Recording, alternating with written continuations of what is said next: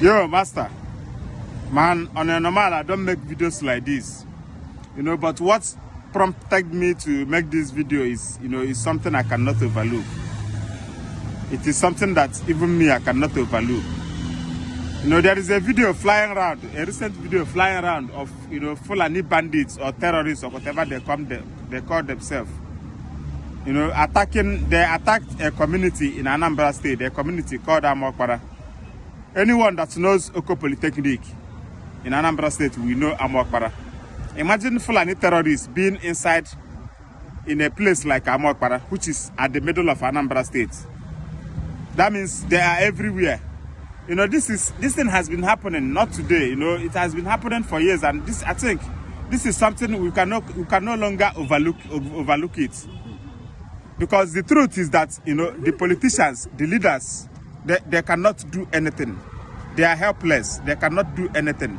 Then and again, secondly, if you make your research very well, you will understand that these politicians, our leaders, they formed these terrorists.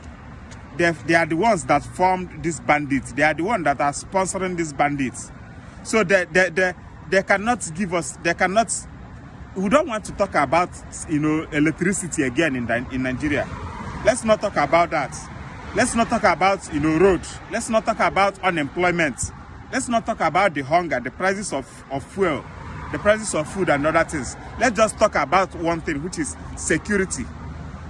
Securing the lives of the common man, because that is the only thing the common man needs right now. I don't understand. This thing has been happening, and we've been keeping quiet as if it is normal. We have been accepting it as if it is normal. It happened in the north, in the south, now recently it happened in Oyo State. More than 37 school children were kidnapped with 7 teachers. And all this thing has been happening for years. If you look at it now, it looks as if we now see it as if it is normal. Man, this thing has to stop.